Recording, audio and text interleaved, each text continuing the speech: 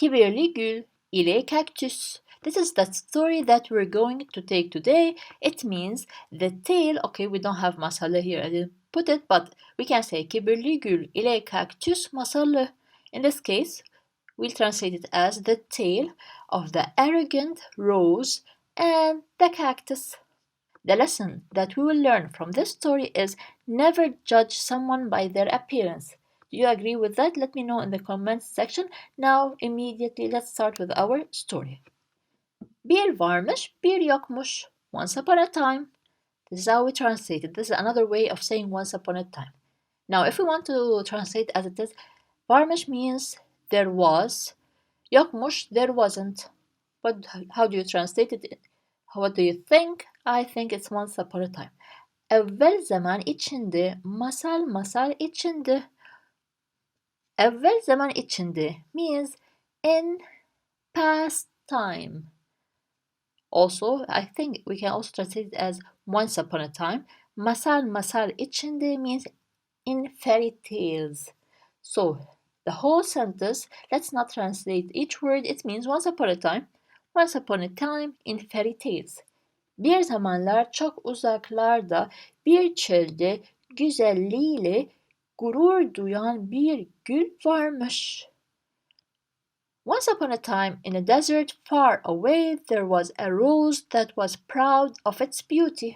So again, bir zamanlar means once upon a time. Çok uzaklarda in a very far, of course, place. In a very far place. Bir çölde, so it's in a desert. So in a very far desert, çöl means desert. Güzelliğiyle gurur duyan bir gül varmış. There was varmış in the reported past tense. There was a rose, bir gül, a rose that was proud of its beauty. So gurur means proud. So again, the meaning of the sentence: once upon a time in a desert far away there was a rose that was proud of its beauty. Güzellik. This word comes from güzellik, which is beauty. Güzel means beautiful. Tek şikayeti çirkin bir kaktüsün onun komşusu olmasıymış. Her only complaint was that an ugly cactus was her neighbor. So tek şikayeti, only complaint. Of course, we'll talk about the rose. Her only complaint, çirkin bir kaktüsün, or we say an ugly cactus. Onun komşusu olmasıymış, was her neighbor. So her only complaint was that an ugly cactus was her neighbor. Komşu means neighbor, komşusu her neighbor. Gül her zamanki gibi sabahın ilk ışıklarında ışıl açıyor. So let's stop here because we have a verb now. The meaning of this sentence that the rose, as always, used to bloom brightly or open brightly in the first light of the morning. So gül, rose, her zamanki gibi means as always. Her zaman means always. Gibi means light. The rose, as always, what happened to that rose always in the morning? Because we have sabah. What used to happen to her? Işıl açıyor.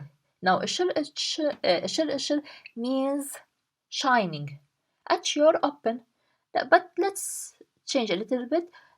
Blooming, let's say, was blooming brightly. Shining, was shining in other words. When sabahın ilk ışıklarında, in the first light of the morning. So ışık means light alone. Işıklarında, in the light of the first morning. So meaning of the sentence, or we can say the translation: the rose was blooming brightly in the first light of the morning as usual. So her zamanki gibi means as usual. Bakışlarıyla kaktüsle alay ediyordu. It was mocking the cactus with its gaze, or let's say with its look. So her look, when she used to look at the cactus, she's like mocking him. So bakışlarıyla with her looks. Okay, bakışlarıyla with her looks. Kaktüsle alay ediyordu. She used to mock. Who? The cactus. Alay etmek means to make fun, to mock. Diğer bitkiler gülün bu alaycı tavrına bir anlam vermiyorlardı. Let's stop here because we have a verb, complete sentence. The other plants could not understand the rose's mocking attitude. So, diğer bitkiler, the other plants, gülün bu alaycı tavrına, tavır means attitude. Gülün bu alaycı tavrına means the rose mocking attitude. Bir anlam vermiyorlardı means did not understand. So anlam vermek, to understand, to give a meaning. Okay, because anlam means meaning, vermek to give. So it means they couldn't understand. So again, the meaning till here from diğer bitkiler günün bu alaycı tavrına bir anlam vermiyorlardı. The other plants could not understand the rose's mocking attitude. Ama gül kendinden emin bir şekilde kaktüsü beğenmiyor. Let's translate till here. But the rose confidently did not like the cactus. But a rose, kendinden emin means sure of herself. Bir şekilde in a way. Kaktüsü beğenmiyor, didn't like the cactus. So again, but the rose confidently didn't like the cactus. Ona karşı alaycı davranmaya devam ediyordu. It continued to be sarcastic towards him or towards the cactus. Ona karşı against him, towards him. She, okay, karşı towards him. Alaycı davranmaya devam ediyordu. Continue, devam etmek means to continue. Devam ediyordu means to continue. So she continued. Alaycı davranmaya means to treat him in a mocking him or make fun of him, but alaycı davranmaya, let's say to be sarcastic. So she continued to be sarcastic towards him. Towards him. Sonunda kavurucu bir yaz mevsimi geldi. Finally, a scorching summer arrived. Means a very hot summer. Sonunda means finally. Kavurucu bir yaz mevsimi geldi. A scorching summer came. Now mevsim means season. Okay, while translating, we say finally a scorching summer has arrived or arrived. Topraklar kurudu. The soil kurudu means dried. So the soil dried. Bahçelerdeki bitkiler susuz kaldı. The plants, bitkiler. The plants in the gardens were left without water. So kaldı means stayed. We don't translate it this way. Susuz means su means water. Sus means without water. So again, the soil dried and the plants in the gardens were left without water. Kendini beğenmiş gül sıcaklardan etkilenerek susuzluktan hızla solmaya başladı. The arrogant rose was affected by the heat and began to fade rapidly due to lack of water. So, kendini beğenmiş gül. Now, beğenmiş, liked, kendini, herself, gül, the rose that liked herself, or we can say the arrogant rose. Sıcaklardan etkilenerek was affected by the hot, or we can say by the heat. Sıcak means when you feel hot. Lardan from the hot, by the heat we say. So etkilenerek was affected by the heat. Susuzluktan hızla solmaya başladı means and began to fade rapidly due to lack of water. So başladı. She started. Solmaya means fade. also means wither. So she started to fade rapidly from lack of water. So as we said, su means water. Susuz without water. Susuzluk means thirst.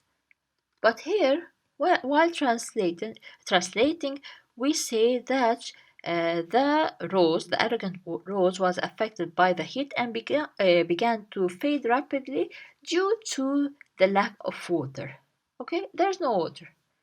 Her sabah ışıl ışıl açan yaprakları soldu. The leaves that bloomed brightly every day or every morning faded. So we said before that she used to bloom every morning. Now, her sabah ışıl ışıl açan yaprakları soldu. Yaprakları means the leaves. So the leaves that used to bloom to bright, ışıl ışıl açan, that used to bright, what happened to them? Soldu, faded. Again, her sabah ışıl ışıl açan yaprakları soldu. The leaves that bloomed brightly every morning faded. Gül artık kurmak üzereydi. The rose was about to dry up.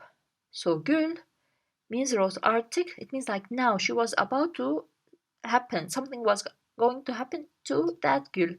So the rose was about, üzereydi, was about, kurumak, to dry up. Kaktüsü baktığında bir bülbülün biraz su içmek için gagasını kaktüse daldırdığını gördü. Now, what did she see? When she looked at the cactus, she saw a nightingale dipping its beak into the cactus to drink some water. So, kaktüsü baktığında means when. When she looked at the cactus, bir bülbülün biraz su içmek için, a nightingale for drinking water a little bit, what did he do? Gagasını kaktüse daldırdığını gördü. She saw, so gördü means she saw, a nightingale dipping, okay, dipping his gaga means his beak or its beak, so dipping its beak into the cactus. Why? İçin, in order to drink a little bit of su. So again, the sentence from kaktüse till gördü. When she looked at the cactus, she saw a nightingale dipping its beak into the cactus to drink some water. Gül utanmasına rağmen kaktüsten biraz su istedi. Although the rose was embarrassed, she asked for some water from the cactus.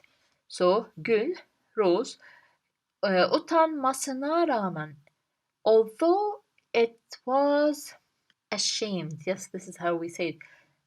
Although the rose was ashamed, she wanted a little bit of su from the cactus.